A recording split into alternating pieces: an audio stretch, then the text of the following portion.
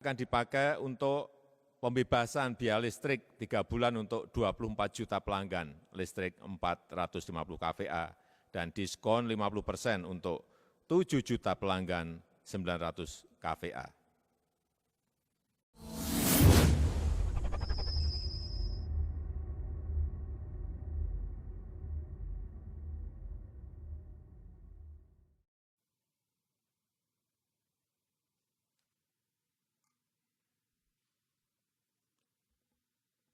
Bismillahirrahmanirrahim. Assalamualaikum warahmatullahi wabarakatuh. Selamat sore, salam sejahtera bagi kita semuanya. Om Swastiastu, Namo Buddhaya, salam kebajikan. Bapak, Ibu, dan saudara-saudara sebangsa dan setanah air, saat ini sebanyak 202 negara, termasuk Indonesia, sedang menghadapi tantangan berat yang tidak pernah terbayangkan sebelumnya. Pandemi COVID-19 bukan hanya membawa masalah kesehatan masyarakat, tetapi juga membawa implikasi ekonomi yang sangat luas. Karena yang kita hadapi saat ini adalah situasi yang memaksa, maka saya baru saja menandatangani peraturan pemerintah pengganti undang-undang Perpu tentang kebijakan keuangan negara dan stabilitas sistem keuangan. Perpu ini memberikan fondasi bagi pemerintah, bagi otoritas perbankan, dan bagi otoritas keuangan untuk melakukan langkah-langkah luar biasa dalam menjamin kesehatan masyarakat, menyelamatkan perekonomian nasional, dan stabilitas sistem keuangan. Pertama, pemerintah memutuskan total tambahan belanja dan pembiayaan APBN tahun 2020 untuk penanganan COVID-19 adalah sebesar Rp405,1 triliun.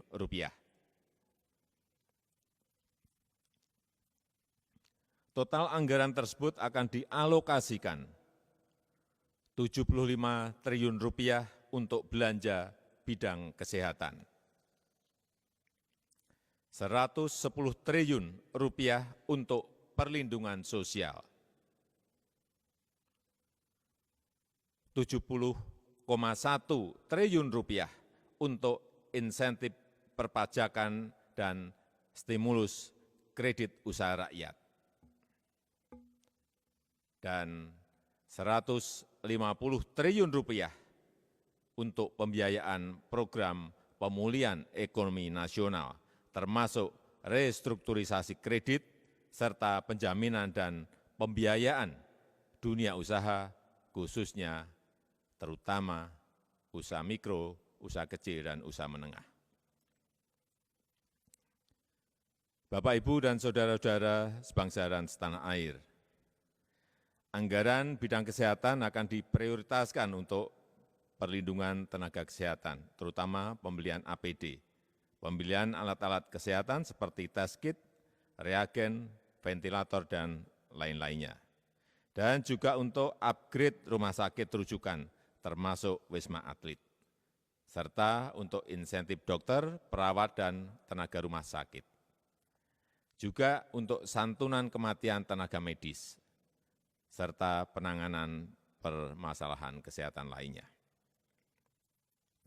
Kemudian anggaran perlindungan sosial akan diprioritaskan untuk keluarga penerima manfaat PKH yang naik dari 9,2 juta keluarga menjadi 10 juta keluarga penerima manfaat. Juga akan dipakai untuk kartu sembako yang dinaikkan dari 15,2 juta orang menjadi 20 juta penerima. Anggaran perlindungan sosial juga akan dipakai untuk kartu prakerja yang dinaikkan anggarannya dari 10 triliun menjadi 20 triliun untuk bisa mengcover sekitar 5,6 juta orang yang terkena PHK, pekerja informal, pelaku usaha mikro dan kecil.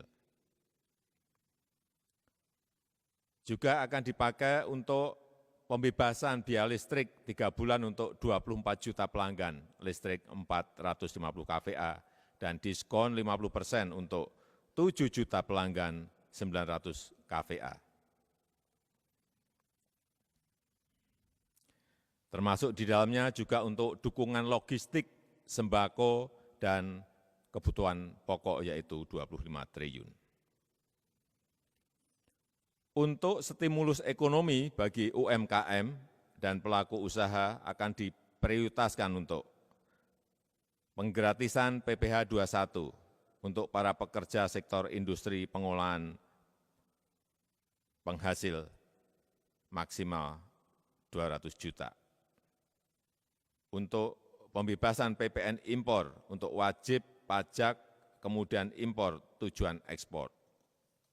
Terutama ini untuk industri kecil dan menengah pada 19 sektor tertentu. Dan juga akan dipakai untuk pengurangan tarif PPh sebesar 25% untuk wajib pajak, kemudian impor tujuan ekspor, terutama industri kecil menengah pada sektor tertentu. Dan juga percepatan restitusi PPN bagi 19 sektor tertentu untuk menjaga likuiditas pelaku usaha. Dan untuk penurunan tarif PPh badan sebesar 3% dari 25% menjadi 22%. Serta untuk penundaan pembayaran pokok dan bunga untuk semua skim KUR yang terdampak COVID-19 selama 6 bulan. Untuk bidang non-fiskal, dalam menjamin ketersediaan barang yang saat ini dibutuhkan, termasuk bahan baku industri, pemerintah melakukan beberapa kebijakan, yaitu penyederhanaan larangan terbatas, lartas ekspor, penyederhanaan larangan terbatas atau lartas impor, serta percepatan layanan proses ekspor impor melalui National Logistic Ecosystem. Bapak Ibu yang saya hormati, pemerintah bersama Bank Indonesia dan OJK mengoptimalkan bauran kebijakan moneter dan sektor keuangan untuk memberi daya dukung dan menjaga stabilitas pada perekonomian nasional. Bank Indonesia telah mengeluarkan kebijakan stimulus moneter melalui kebijakan intensitas triple intervention, kemudian menurunkan rasio giro wajib minimum valuta asing bank umum konvensional, dan juga memperluas underlying transaksi bagi investor asing dan penggunaan bank kustodi global dan domestik untuk kegiatan investasi. Kemudian Otoritas Jasa Keuangan juga menerbitkan beberapa kebijakan, yaitu keringanan dan atau penundaan pembayaran kredit atau leasing sampai dengan 10 miliar termasuk untuk UMKM dan pekerja informal maksimal 1 tahun. Serta memberikan keringanan dan atau penundaan pembayaran kredit atau leasing tanpa batasan plafon sesuai dengan kemampuan bayar debitur dan disepakati dengan bank atau lembaga leasing.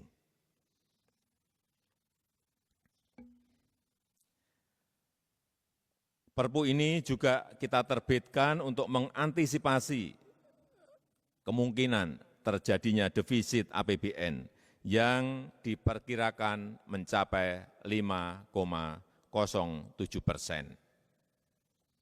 Oleh karena itu, kita membutuhkan relaksasi kebijakan defisit APBN di atas 3%. Namun, relaksasi defisit ini hanya untuk 3 tahun, yaitu tahun 2020, tahun 2021, dan tahun 2022. Setelah itu, kita akan kembali ke disiplin fiskal maksimal defisit 3% mulai tahun 2023. Terakhir, saya mengharapkan dukungan dari DPR RI. Perpu yang baru saja saya tanda tangani ini akan segera diundangkan dan dilaksanakan, dan dalam waktu yang secepat-cepatnya kami akan menyampaikan kepada DPR RI untuk mendapatkan persetujuan menjadi undang-undang. Demikian, terima kasih. Wassalamualaikum warahmatullahi wabarakatuh.